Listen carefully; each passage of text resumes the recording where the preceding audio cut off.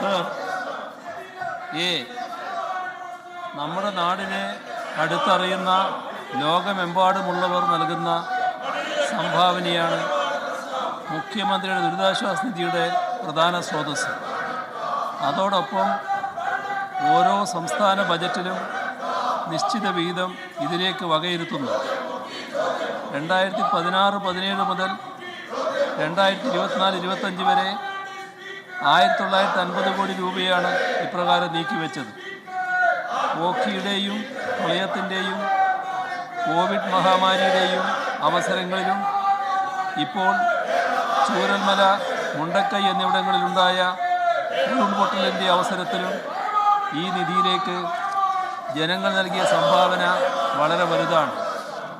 കഴിഞ്ഞ സർക്കാരിൻ്റെ കാലത്ത് 16/11/2016 പുറപ്പെടുവിച്ച GOMS 586/16/REB ഉത്തരവ് പ്രകാരം ചികിത്സാ സഹായത്തിനും അപകട മരണത്തിനിരയാകുന്നവരുടെ ആശ്രിതർക്കുള്ള ധനസഹായത്തിനുമായുള്ള അപേക്ഷ സ്വീകരിക്കുന്നു മുതൽ ഗുണഭോക്താവിന് ധനസഹായം ബാങ്ക് അക്കൗണ്ടിലേക്ക് നേരിട്ട് ലഭിക്കുന്നതുവരെയുള്ള എല്ലാ നടപടികളും ഓൺലൈൻ മുഖാന്തരമാക്കിയിട്ടുണ്ട്. ഇതുവഴി സഹായധനം ലഭിക്കുന്നതിനുള്ള കാലതാമസം വൻതോതിൽ ഒഴിവാക്കാനായി. മുഖ്യമന്ത്രിയുടെ ദുരിതാശ്വാസ നിധിയിലേക്കുള്ള അപേക്ഷ cmo.kerala.gov.in എന്ന പോർട്ടൽ വഴി നേരിട്ട് സമർപ്പിക്കാം. ഇതിനു പുറമെ സംസ്ഥാനത്ത് പ്രവർത്തിക്കുന്ന എല്ലാ അക്ഷയ സെൻ്ററുകൾ മുഖേനയും അപേക്ഷ സമർപ്പിക്കാവുന്നതാണ്. ഇതിനായി എല്ലാ അക്ഷയ സെൻ്ററുകൾക്കും ലോഗിൻ ID നൽകിയിട്ടുണ്ട്. മാത്രമല്ല, സംസ്ഥാനത്തെ എല്ലാ MLA-മാർക്കും സംസ്ഥാനത്തു നിന്നുള്ള എല്ലാ MP-മാർക്കും നൽകിയിട്ടുള്ള ലോഗിൻ ID-യിലൂടെയും അപേക്ഷകൾ സമർപ്പിക്കാൻ കഴിയും. ഇതിനു പുറമെ തപാലിലൂടെ മുഖ്യമന്ത്രിയുടെ ഓഫീസിൽ ലഭിക്കുന്ന അപേക്ഷകൾ ഓൺലൈനായി മാറ്റുന്നതിനുള്ള സംവിധാനവും ഏർപ്പെടുത്തിയിട്ടുണ്ട്. അപേക്ഷ രജിസ്റ്റർ ചെയ്യപ്പെടുമ്പോൾ അക്കാര്യം ഉടനടി SMS-ആയി അപേക്ഷയിൽ രേഖപ്പെടുത്തിയ മൊബൈൽ നമ്പറിലേക്ക് ലഭിക്കും. തുടർന്ന് അപേക്ഷ ഒരു ഓഫീസിൽ നിന്നും മറ്റൊരു ഓഫീസിലേക്ക് ഓൺലൈനായി അയക്കുമ്പോൾ അക്കാര്യവും SMS-ആയി അറിയിക്കുന്നു. തുക അനുവദിക്കുന്ന മുറയ്ക്ക് ആ വിവരവും SMS-ആയി ഗുണഭോക്താവിന് ലഭിക്കുന്നു. ഇതിനു പുറമെ അപേക്ഷയുടെ തൽസ്ഥിതി അതത് ഗുണഭോക്താവിന് പോർട്ടലിൽ ലഭിക്കും. 1800425721 എന്ന ടോൾ ഫ്രീ നമ്പറിൽ ഓഫീസ് സമയങ്ങളിൽ അപേക്ഷയുടെ തൽസ്ഥിതി അറിയാനും കഴിയും. അപേക്ഷകരുടെ അർഹത നിർണയിച്ച് അവ സമയബന്ധിതമായും കാര്യക്ഷമമായും പരിശോധിച്ചാണ് അവരുടെ ബാങ്ക് അക്കൗണ്ടിലേക്ക് സഹായധനം നേരിട്ട് ലഭ്യമാക്കുന്നത്. 10,000 രൂപ വരെ അനുവദിക്കാനുള്ള അധികാരം അതത് ജില്ലാ കളക്ടർമാർക്കാണ്. അതിനു മുകളിൽ 15,000 രൂപ വരെ റവന്യൂ വകുപ്പ് സ്പെഷ്യൽ സെക്രട്ടറിക്കും 25,000 രൂപ വരെ റവന്യൂ മന്ത്രിക്കും അനുവദിക്കാൻ കഴിയും. 3 ലക്ഷം രൂപ വരെ മുഖ്യമന്ത്രിയും. പ്രത്യേക പരിഗണന നൽകേണ്ട സാഹചര്യമുള്ള അപേക്ഷകൾ മന്ത്രിസഭ പരിശോധിച്ചുമാണ് സഹായധനം നിശ്ചയിക്കുന്നത്. അവയവമാറ്റ ശസ്ത്രക്രിയക്ക് 3 ലക്ഷം രൂപ വരെ മുഖ്യമന്ത്രിക്ക് അനുവദിക്കാവുന്നതാണ്. സർ ബി, നാളിതുവരെ വിവിധ ഇനങ്ങളിലായി 2135.5 കോടി രൂപ വിതരണം ചെയ്തിട്ടുണ്ട്. സി, രോഗിയുടെ കുടുംബ വാർഷിക വരുമാനം 2 ലക്ഷം രൂപയിൽ കവിയാൻ പാടുള്ളതല്ല. ചികിത്സിക്കുന്ന ആശുപത്രിയിൽ നിന്നും ഡോക്ടറുടെയും ആശുപത്രിയുടെയും സീലുള്ള രോഗത്തിൻ്റെ വിവരവും ചികിത്സയുടെ വിവരവും ചെലവായ തുകയും വ്യക്തമായി രേഖപ്പെടുത്തിയ മെഡിക്കൽ സർട്ടിഫിക്കറ്റ് ലഭ്യമാക്കണം. രോഗിയുടെ പേര് ഉൾപ്പെട്ടിട്ടുള്ള റേഷൻ കാർഡ്, രോഗിയുടെ ആധാർ, ബാങ്ക് പാസ്ബുക്ക് എന്നിവയുടെ വ്യക്തമായ പകർപ്പ് അപേക്ഷയോടൊപ്പം ഉണ്ടായിരിക്കണം. ഒരു തവണ തുക അനുവദിച്ചു കഴിഞ്ഞാൽ 2 വർഷം കഴിഞ്ഞ് മാത്രമേ വീണ്ടും തുക അനുവദിക്കുന്നത് പരിഗണിക്കുകയുള്ളൂ. എന്നാൽ അവയവമാറ്റ ശസ്ത്രക്രിയക്ക് ഈ നിബന്ധന ബാധകമല്ല. ജീവിതശൈലി രോഗങ്ങൾക്ക് മുഖ്യമന്ത്രിയുടെ ദുരിതാശ്വാസ നിധിയിൽ നിന്നും തുക അനുവദിക്കാറില്ല. മെഡിക്കൽ സർട്ടിഫിക്കറ്റ് പ്രകാരം 1,00,000 രൂപയിൽ കൂടുതൽ തുക ചെലവ് വരുന്ന പക്ഷം ബില്ലുകളും ചികിത്സാ രേഖകളും സമർപ്പിക്കേണ്ടതാണ്. ഡി. ഏറ്റവും ദാരുണമായ ദുരന്തങ്ങളിലൊന്നാണ് മേപ്പാടി പഞ്ചായത്തിലുണ്ടായത്.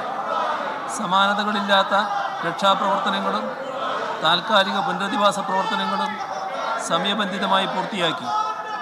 ഒരു തരത്തിലുമുള്ള ആക്ഷേപങ്ങൾക്കും ഇട നൽകാതെയാണ് ഈ പ്രവർത്തനങ്ങളെല്ലാം നടന്നത്.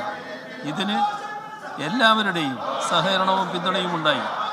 അത് തകർക്കുക എന്ന ലക്ഷ്യത്തോടെ പുറത്തു വന്ന വ്യാജ വാർത്തകൾ ദുരിതാശ്വാസ നിധിയിലേക്ക് കൈയയച്ച് സംഭാവന നൽകുന്ന സാധാരണ ജനങ്ങളെ അതിൽ നിന്നും പിന്തിരിപ്പിക്കുക എന്ന ദുഷ്ടലാക്കോടുകൂടിയുള്ളതായിരുന്നു. തെറ്റായ വാർത്തയെന്ന് തിരിച്ചറിഞ്ഞ് ചില മാധ്യമങ്ങൾ അത് തിരുത്തുവാൻ തയ്യാറായി. ഇത്തരം വിവാദങ്ങൾ വഴി ദുരന്തത്തിനിരയായ മനുഷ്യരാണ് യഥാർത്ഥത്തിൽ ദ്രോഹിക്കപ്പെട്ടത്. നമ്മുടെ സംസ്ഥാനത്തിൻ്റെ പ്രത്യേക സാഹചര്യങ്ങൾക്കനുസൃതമായി പരമാവധി സഹായം ലഭിക്കാൻ തയ്യാറാക്കി നൽകിയ മെമ്മോറാണ്ടമാണ് ഇത്തരത്തിൽ വ്യാജ വാർത്ത വഴി വിചാരണ ചെയ്യപ്പെട്ടത്. ജനങ്ങളുടെ അതിജീവന പോരാട്ടങ്ങളെ തുരങ്കം വെക്കുന്ന തരത്തിലുള്ള ഇത്തരം വാർത്തകൾ നൽകുന്നതിൽ നിന്നും വിട്ടുനിൽക്കണമെന്ന് മാധ്യമങ്ങളോട് അഭ്യർത്ഥിച്ചിട്ടുമുണ്ട്. ബഹുമാനപ്പെട്ട പ്രതിപക്ഷ നേതാവ് ഒന്ന് പ്ലീസ് അംഗങ്ങളോട് പറയണം. ഏറ്റവും കൂടുതൽ ജനങ്ങളെ ബാധിക്കുന്ന വിഷയമാണ് ദുരിതാശ്വാസ നിധി. ഓരോ അംഗങ്ങളും നിങ്ങൾ ഓരോരുത്തരും ചികിത്സാ സഹായമായി. Shri K V Sumesh please. ഇത് പ്രതിപക്ഷത്തിൻ്റെത് അങ്ങേയറ്റം തെറ്റായ നടപടിയാണ് സർ. ജനങ്ങളെ ബാധിക്കുന്ന ചോദ്യോത്തര വേള തന്നെ അലങ്കോലപ്പെടുത്തുക എന്നത് ജനങ്ങളോടുള്ളൊരു വെല്ലുവിളിയാണ്. സർ, എൻ്റെ ചോദ്യം, ദുരിതാശ്വാസ നിധി കേരളത്തിലെ ജനങ്ങൾ വലിയ പ്രതീക്ഷയോടെ നോക്കിക്കാണുന്ന ഒന്നാണ്. അനർഹർ ആനുകൂല്യം കൈപ്പറ്റുന്നതായി വിജിലൻസിൻ്റെ കണ്ടെത്തലിനെ തുടർന്ന് എന്തൊക്കെയാണ് നടപടികൾ സ്വീകരിച്ചത് എന്നാണ് ബഹുമാനപ്പെട്ട മുഖ്യമന്ത്രിയോട് ചോദിക്കുന്നത്. സർ, ഇവിടെ പ്രസ്താവിച്ച കാര്യത്തിൽ വ്യക്തമാക്കാനുള്ളത്, ഗവൺമെൻറ്റിന് ഒരു ചോദ്യവും സാധാരണഗതിയിൽ മറുപടി നൽകുന്നതിന് പ്രയാസമുള്ള കാര്യമല്ല. ഗവൺമെൻറ്റിൻ്റെ കയ്യിലുള്ള വിവരങ്ങൾ എല്ലാ കാലത്തും മറുപടിയായി നൽകാറുണ്ട്. അത് സ്റ്റാർഡ് ക്വസ്റ്റ്യനോ അൺസ്റ്റാർഡ് ക്വസ്റ്റ്യനോ എന്ന പ്രശ്നമില്ല. എല്ലാ ചോദ്യങ്ങൾക്കും വിശദമായി മറുപടി നൽകുന്ന രീതിയാണ് ഗവൺമെൻറ് സ്വീകരിക്കാറുള്ളത്. ചില ചോദ്യങ്ങൾക്ക് അപ്പോൾ മറുപടി നൽകാൻ കഴിഞ്ഞില്ലെങ്കിൽ പിന്നീട് വിവരങ്ങൾ ശേഖരിച്ച് നൽകാറുമുണ്ട്. കഴിയാവുന്നത്ര അതത് ഘട്ടത്തിൽ തന്നെ, അതത് സമയം തന്നെ, അതത് ദിവസം തന്നെ മറുപടി നൽകാനാണ് ഗവൺമെൻറ് എപ്പോഴും ശ്രദ്ധിക്കാറുള്ളത്. സർ, സർക്കാരിന് ഇത്തരം കാര്യങ്ങളിൽ ഒന്നും മറച്ചു വെക്കാനില്ല. ഇവിടെ ബോധപൂർവം സർക്കാരിനെ കൂടി ആക്ഷേപിക്കുന്നതിന് വേണ്ടിയാണ് ഈ ഒരു പ്രശ്നം ഉന്നയിച്ചതെന്നാണ് കാണുന്നത്. ഇത് സ്പീക്കറുടെ ഡിസ്കഷനിൽ പവറിൽപ്പെട്ടതാണ്. സ്പീക്കറിനെതിരെ ഇത്തരത്തിലുള്ള ഒരു നിലപാട് സ്വീകരിക്കുന്നത് ആരോഗ്യകരമായ ഒരു പ്രവർത്തനത്തിൽ പെട്ടതല്ല എന്നത് പ്രതിപക്ഷം മനസ്സിലാക്കുമെന്നാണ് കരുതുന്നത്. ഗവൺമെൻറ്റിനെ ആക്ഷേപിക്കാൻ ഇത്തരത്തിൽ സ്പീക്കറെയും കൂടി ഉപയോഗിച്ചുകൊണ്ട് പുറപ്പെടുന്നത് ഒരു നല്ല കീഴ്വഴക്കമല്ല എന്നത് മനസ്സിലാക്കുന്നത് നല്ലതാണ്. സർ, ഇവിടെ ബഹുമാനപ്പെട്ട അംഗം ചോദിച്ച ചോദ്യത്തിന് പറയാനുള്ളത്, തെറ്റായ നടപടികൾ വലിയ തോതിലാണ് ഈ ദുരിതാശ്വാസ നിധിയുമായി ബന്ധപ്പെട്ട് ഉയർന്നു വന്നത്. അതിലേറ്റവും ഗൗരവതരമായ കാര്യം വയനാടിൻ്റെ പ്രശ്നങ്ങളുമായി ബന്ധപ്പെട്ട് തീർത്തും തെറ്റായ കാര്യങ്ങൾ അവതരിപ്പിക്കാൻ ശ്രമിച്ചു എന്നുള്ളതാണ്.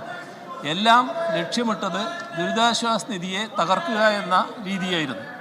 എന്നാൽ അങ്ങനെ ഒരു അവസ്ഥയല്ല ഉണ്ടായത്. അതുമായി ബന്ധപ്പെട്ട് വിവിധ വിഭാഗം ആളുകൾ ദുരിതാശ്വാസ നിധിയിലേക്ക് സംഭാവന നൽകാൻ സന്നദ്ധരായിട്ടുണ്ട്. അതിന് നല്ല പ്രതികരണവും ഉണ്ടായിട്ടുണ്ട്. ഇതേവരെ പരിശോധിച്ചാൽ നമുക്ക് കാണാൻ കഴിയുക 513,50,36,051 രൂപ ദുരിതാശ്വാസ നിധിയിലേക്ക് ലഭിച്ചതായി കാണാൻ കഴിയും. 5/10/2024 വരെയാണിത്. Second question Shri K V Sumesh. Sir, വിജിലൻസിൻ്റെ കണ്ടെത്തലിൻ്റെ അടിസ്ഥാനത്തിൽ നടപടികൾ സുഗമവും സുതാര്യവുമാക്കുന്നതിന് പ്രത്യേകമായ പദ്ധതികൾ ആലോചിക്കുന്നുണ്ടോ എന്നതാണ് സാർ എൻ്റെ ചോദ്യം. തീർച്ചയായും ഇത്തരം കാര്യങ്ങൾ ആവർത്തിക്കാതിരിക്കാൻ ആവശ്യമായ കരുതൽ നമ്മളെല്ലാവരും സ്വീകരിക്കേണ്ടതുണ്ട്. അതിൻ്റെ ഒരു ഭാഗം മാത്രമാണ് നിയമപരമായ നടപടികൾ. എന്നാൽ പൊതുസമൂഹം, ഉത്തരവാദപ്പെട്ട സംഘടനകളും പ്രസ്ഥാനങ്ങളും എല്ലാം ഇതിൻ്റെ ഗൗരവം തിരിച്ചറിഞ്ഞുകൊണ്ട് ഇതിന് സഹായകരമായ, ഇതിനെ പ്രോത്സാഹിപ്പിക്കത്തക്ക, ദുരിതാശ്വാസ നിധിയെ പോലുള്ളതിനെ പ്രോത്സാഹിപ്പിക്കത്തക്ക സമീപനമാണ് സ്വീകരിച്ചു പോകേണ്ടത്. ശ്രീ എം എം മണി. സാർ, മുൻ UDF സർക്കാരിൻ്റെ കാലത്ത് ദുരിതാശ്വാസ നിധിയിൽ നിന്ന് ഫണ്ട് അനുവദിക്കുന്നതിന് ലഭിച്ച അപേക്ഷകളിൽ ധനസഹായം അനുവദിക്കുന്നതിന് ഉത്തരവായതിനു ശേഷം അനുവദിക്കാത്ത അപേക്ഷകൾ ഉണ്ടായിരുന്നോ? അതിൽ പിന്നീട് ധനസഹായം അനുവദിച്ചിട്ടുണ്ടോ? വിശദാംശം നൽകാമോ?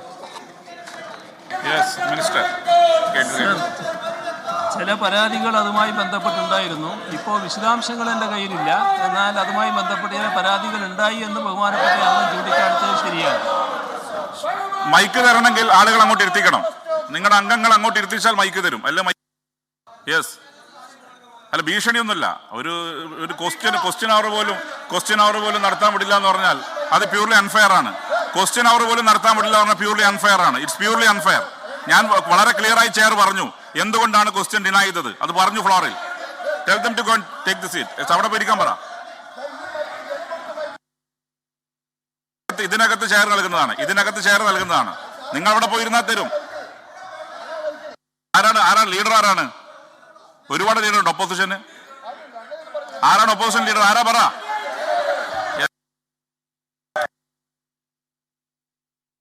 ശ്രീ വി ജോയ്.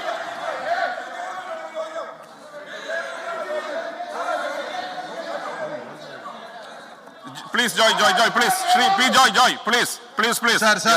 Sir. ഇത് കഴിഞ്ഞിട്ട് തരാം. Sir. സുതാര്യവും സുഗമവുമായി പ്രവർത്തിക്കുന്ന ഒരു സംവിധാനമാണ് കേരളത്തിലെ മുഖ്യമന്ത്രിയുടെ ദുരിതാശ്വാസ നിധി. അതിനെ അപകീർത്തിപ്പെടുത്താനുള്ള ശ്രമം വലിയ തോതിൽ നടക്കുകയാണ്. സാർ, എന്റെ ചോദ്യം, കടൽക്ഷോഭം മൂലം എന്നോട് വർത്തമാനം പറയണം. ഇങ്ങോട്ട് പറഞ്ഞാൽ മതി.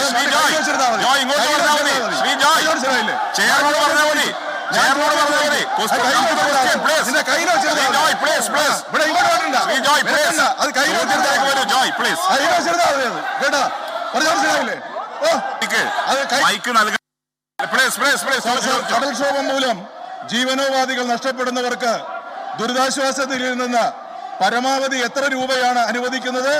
മത്സ്യബന്ധന വകുപ്പ് അനുവദിക്കുന്ന തുകയ്ക്ക് പുറമെ ഈ തുക അനുവദിക്കാൻ വ്യവസ്ഥയുണ്ടോ? ബഹുമാനപ്പെട്ട സി എം. സർ, മത്സ്യബന്ധന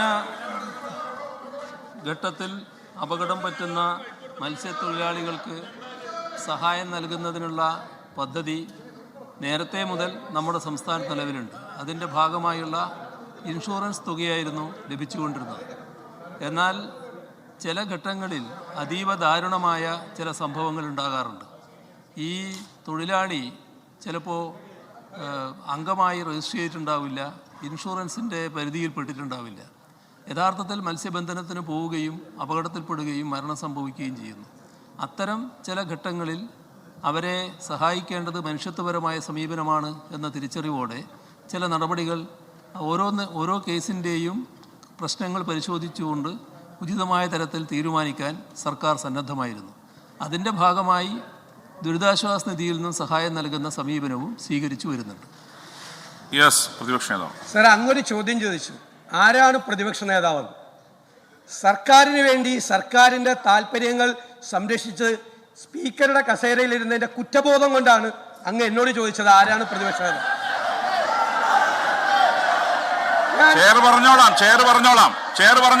I register my strong protest. There is an impropriety in your question. There is an impropriety. സ്പീക്കറുടെ കസേരയിൽ ഇരുന്നുകൊണ്ട് അങ്ങ് പ്രതിപക്ഷ നേതാവ് ആരാണ് എന്ന് ചോദിച്ചത് അങ്ങയുടെ പക്വതയില്ലായ്മയാണ് തെളിയിക്കുന്നത് എന്ന് പറയേണ്ടി വന്നതിൽ എനിക്ക് ദുഃഖമുണ്ട്. ഇവിടെ ഞങ്ങൾ അങ്ങ് ഒരിക്കലും ചോദിക്കാൻ പാടില്ലാത്ത ഒരു സ്പീക്കറും ആ കസേരയിൽ ഇരുന്ന് ചോദിക്കാത്ത ചോദ്യമാണ് ചോദിച്ചത്. സ്പീക്കർ പദവിക്ക് അപമാനകരമായ ചോദ്യമാണ് അങ്ങ് ഉന്നയിച്ചത്. ഇവിടെ അങ്ങ് കൂട്ടുകയാണ്. ഈ സർക്കാരിന്റെ എല്ലാ വൃത്തികേടുകൾക്കും കൂട്ടുനിന്ന് പ്രതിപക്ഷത്തിന്റെ അവകാശങ്ങളാണ് അങ്ങ് ഹനിച്ചത് സാർ. അതുകൊണ്ട് ഞങ്ങൾ ഈ ചോദ്യോത്തര വേള ഞങ്ങൾ പ്ലീസ് ഒന്ന് കേൾക്കണം ബഹുമാനപ്പെട്ട പ്രതിപക്ഷ നേതാവ്. യെസ്, ഏതായാലും ഫ്ലോറിൽ ഡോക്യുമെന്റ് ചെയ്യേണ്ടതാണല്ലോ. ചെയർ പറയാം. യെസ് സാർ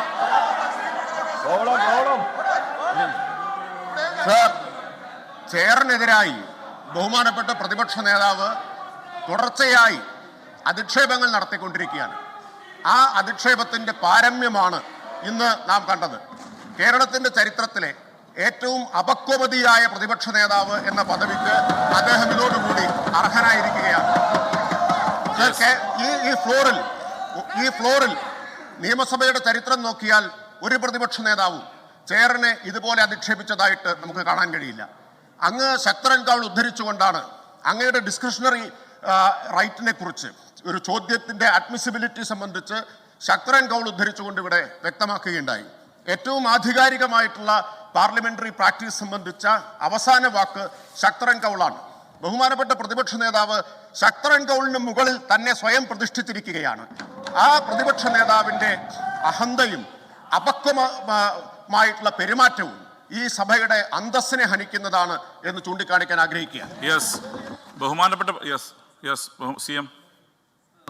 ഇവിടെ ബഹുമാനപ്പെട്ട പാർലമെന്ററി കാര്യമന്ത്രി പറഞ്ഞതുപോലെ നമ്മുടെ സഭയുടെ ചരിത്രത്തിൽ ഇതേവരെ ഉണ്ടായിട്ടില്ലാത്ത അധിക്ഷേപ വാക്കുകളാണ് ചെയറിനെക്കുറിച്ച് ബഹുമാനപ്പെട്ട പ്രതിപക്ഷ നേതാവിൽ നിന്നുണ്ടായത്. സർ, നമ്മൾ ഈ ബഹുമാനപ്പെട്ട എന്ന് മുന്നിൽ ചേർക്കുന്നത് നമ്മുടെ ഒരു പാർലമെൻ്ററി നടപടിക്രമത്തിൻ്റെ ഭാഗമായിട്ടാണ്. ആ പരസ്പര ബഹുമാനം നമ്മൾ നിലനിർത്തി പോകുക എന്നുള്ളതാണ്. പക്ഷേ ഇവിടെ ബഹുമാനപ്പെട്ട പാർലമെൻ്ററി കാര്യമന്ത്രി പറഞ്ഞതുപോലെ നിലവാരമില്ലാത്ത ഒരു പ്രതിപക്ഷ നേതാവാണ് താൻ എന്ന് അദ്ദേഹം പല ഘട്ടങ്ങളിലുള്ള നടപടികളിലൂടെ ഇവിടെ തെളിയിച്ചിട്ടുണ്ട്. സർ, അതിൻ്റെ പാരമ്യത, അതിൻ്റെ മൂർധന്യ ദശയാണ് ഇന്ന് കണ്ടത്. അത് എത്രമാത്രം ഈ തരത്തിൽ അധപ്പതിക്കാം എന്നതാണ് പ്രതിപക്ഷ നേതാവിൻ്റെ ഈ വാക്കുകൾ തെളിയിക്കുന്നത്. ഇത് ഈ സഭ അവജ്ഞയോടെ തള്ളുകയാണ്, ഒരു തരത്തിലും അംഗീകരിക്കാൻ കഴിയുന്ന ഒന്നല്ല എന്നാണ് എനിക്ക് പറയാനുള്ളത്. യെസ്, ഇതിൽ ഇപ്പോൾ ഉണ്ടായ പ്ലീസ് ബഹുമാനപ്പെട്ട മുഖ്യമന്ത്രി പറഞ്ഞു, പാർലമെന്ററി മിനിസ്റ്ററും മുഖ്യമന്ത്രിയും പറഞ്ഞു. പ്ലീസ് ബഹുമാനപ്പെട്ട ശിവൻകുട്ടി ഇരിക്കണം പ്ലീസ്. യെസ്, ഇതിൽ ബഹുമാനപ്പെട്ട പ്രതിപക്ഷ നേതാവിൽ നിന്നുണ്ടായ പരാമർശം തീർത്തും നിർഭാഗ്യകരമാണ്. പ്രതിപക്ഷ നേതാവ് പ്രസംഗിക്കാൻ വേണ്ടി എഴുന്നേറ്റപ്പം ചെയർ മൈക്ക് നൽകി. അദ്ദേഹത്തിൻ്റെ അംഗങ്ങളോട് തിരിച്ച് ചെയറിലേക്ക് പോകാൻ ആവശ്യപ്പെടുകയും ചെയ്തു. അദ്ദേഹത്തിൻ്റെ ഏതാണ്ട് എല്ലാ അംഗങ്ങളും പോയപ്പോഴും ശ്രീ മാത്യു കുഴൽനാട് ഇവിടെ നിന്ന് ബഹളം വെച്ചു.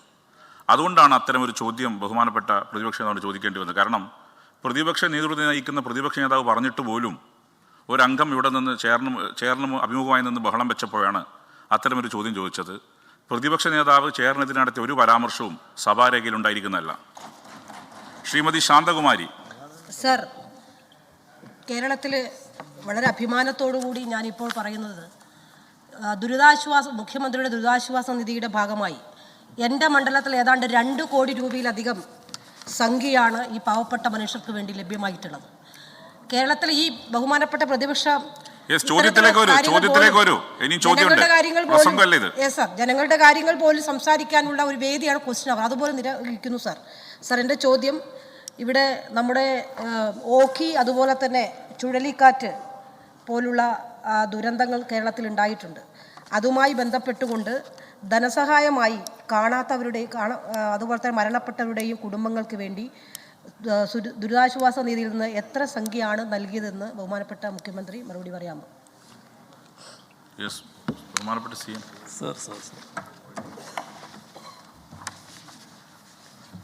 സർ, ഓക്കിയുടെ നമ്മുടെ സംസ്ഥാനത്ത് മത്സ്യത്തൊഴിലാളി മേഖലയിൽ ഉള്ളവരെയാണ് ഏറ്റവും കൂടുതൽ ഓക്കി ദുരന്തം ബാധിച്ചത്. സർ, അതിൽ അന്നേ വരെ നമ്മുടെ സംസ്ഥാനത്ത് നൽകി വന്നിരുന്ന ഇത്തരം ദുരന്തങ്ങളിലെ ധനസഹായ രീതി ആകെ നമ്മൾ മാറ്റിമറിക്കുകയായിരുന്നു. അതിൻ്റെ ഭാഗമായാണ് 20 ലക്ഷം രൂപ വീതം മരണപ്പെട്ട ഓരോ കുടുംബത്തിനും നൽകുന്ന നടപടിയെടുത്തത്. സർ, അതേപോലെ പരിശോധിച്ചാൽ കാണാൻ കഴിയും, കാലാവസ്ഥാ വ്യതിയാനം മൂലം കടൽ പ്രക്ഷുബ്ധമാകുമ്പോൾ മത്സ്യബന്ധനത്തിന് പോകാൻ കഴിയാത്ത മത്സ്യത്തൊഴിലാളികൾ, അവരെ കടലിൽ പോകുന്നതിന് നമ്മൾ തന്നെയാണ്, സർക്കാർ തന്നെ വിലക്ക് ഏർപ്പെടുത്തുന്നു. പോകുന്നത് ജീവന് ഹാനി ഉണ്ടാക്കുന്നതാണ് എന്നുള്ളതുകൊണ്ട് അത്തരം മേഖലയിൽ ആ കുടുംബങ്ങൾക്ക് സൗജന്യ റേഷൻ നൽകുന്ന നടപടിയെടുക്കുന്നുണ്ട്. അതെല്ലാം പലതും ദുരിതാശ്വാസ നിധിയിൽ നിന്നാണ് ആ തുക അനുവദിക്കേണ്ടി വരുന്നത്. ശ്രീ മുഹമ്മദ് മൊഹസിൻ. സർ, ഈ ദുരിതാശ്വാസ നിധിയിലേക്ക് ആളുകൾ ചികിത്സാ സഹായത്തിന് വേണ്ടി അപേക്ഷ കൊടുക്കുമ്പോൾ 2 or 3 ആശുപത്രികൾ അല്ലെങ്കിൽ ഒന്നിലധികം ആശുപത്രികൾ, ക്യാൻസറായിട്ടും മറ്റുമായിട്ടും ഒന്നിലധികം ആശുപത്രികളിൽ പോയിട്ടുണ്ടെങ്കിൽ അവസാനം കിട്ടുന്ന ആശുപത്രിയിൽ നിന്നായിരിക്കും മെഡിക്കൽ സർട്ടിഫിക്കറ്റ് കിട്ടുക. അത് ചിലപ്പോൾ കുറഞ്ഞ തുകയായിരിക്കും. ഈ 2 or 3 ആശുപത്രിയിൽ പോയി ഒരുപാട്, ഇപ്പോൾ 7 ലക്ഷം 8 ലക്ഷമൊക്കെ ചിലവായിട്ടുണ്ടാവും. പക്ഷേ അവർക്ക് ലാസ്റ്റ് പോയ ആശുപത്രിയിൽ നിന്ന് 1 ലക്ഷം രൂപയുടെ ആയിരിക്കും കിട്ടുന്നുണ്ടാവുക. അങ്ങനെ വന്നു കഴിഞ്ഞാൽ എല്ലാ ബില്ല് സമർപ്പിച്ചാലും വളരെ കുറഞ്ഞ തുകയാണ് അവർക്ക് കിട്ടുക. അപ്പോൾ ഈ 3 or 4 ആശുപത്രിയിൽ പോയിട്ടുണ്ടെങ്കിൽ അതിൻ്റെ മൊത്തമായിട്ട് ലാസ്റ്റുള്ള ആശുപത്രിയിൽ നിന്ന് ഡോക്ടർ എഴുതി കൊടുക്കുകയില്ല. അപ്പോൾ അതിനുള്ളൊരു പരിഹാരം കാണാൻ എന്തെങ്കിലും നടപടി സ്വീകരിക്കാൻ കഴിയുമോ എന്നാണ് എൻ്റെ ചോദ്യം. ബഹുമാനപ്പെട്ട CM. സർ, സാധാരണ നിലയിൽ ഇത്തരം കാര്യങ്ങളിൽ ഈ ആശുപത്രികൾ പലയിടത്ത് പോകേണ്ടി വരുമായിരിക്കും. പക്ഷേ മെച്ചപ്പെട്ട ആശുപത്രികളിലേക്കാണല്ലോ പിന്നീട് പോവുക.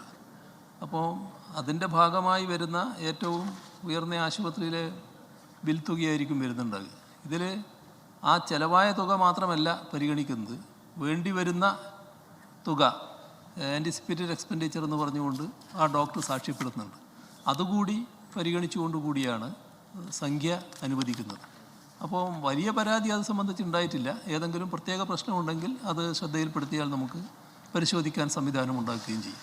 Shrimati KK Shailaja teacher. Sir, മാതൃകാപരമായ പുനരധിവാസ പദ്ധതികളാണ് കേരളം ബുദ്ധിമുട്ടുകൾ ഉണ്ടാകുമ്പോൾ സ്വീകരിച്ചു വരുന്നത്. ഇതിൽ കഴിഞ്ഞ 2 വർഷക്കാലത്തെ 2018-19 പ്രളയവും ഓഖിയുമെല്ലാം ഉണ്ടായപ്പോൾ നമ്മളത് വളരെ സ്തുത്യർഹമായ രീതിയിൽ പ്രശ്നങ്ങൾ പരിഹരിച്ചു. ഒരു ദുരന്തമുണ്ടാകുമ്പോൾ കേന്ദ്ര ഗവൺമെൻറ് അത് പരിഹരിക്കാൻ ആവശ്യമായിട്ടുള്ള നല്ല സഹായം ചെയ്യണമെന്നുള്ളതാണ് ഫെഡറൽ ഭരണ വ്യവസ്ഥയുടെ ഏറ്റവും കാതലായ വശം. നമ്മൾ ഇത്രയും തുക ചെലവഴിച്ചിട്ടും കേന്ദ്ര ഗവൺമെൻറ്റിൽ നിന്ന് എത്ര തുക ലഭ്യമായി എന്നുള്ളത് പറയാമോ സർ? ബഹുമാനപ്പെട്ട CM. സർ, ഇതിൽ വളരെ ഇന്നത്തെ കാലത്ത് പ്രസക്തമായ ഒരു ചോദ്യമാണ് ബഹുമാനപ്പെട്ട അംഗം ചോദിച്ചത്.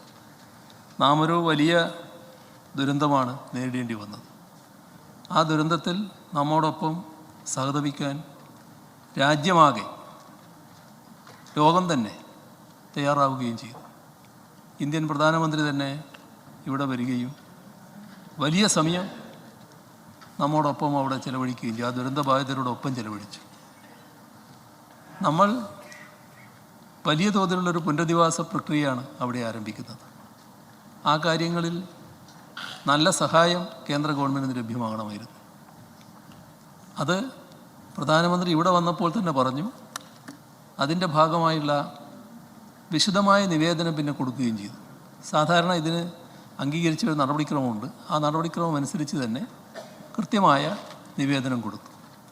അതിൽ SDRF അനുസരിച്ച് നൽകാവുന്ന തുകയും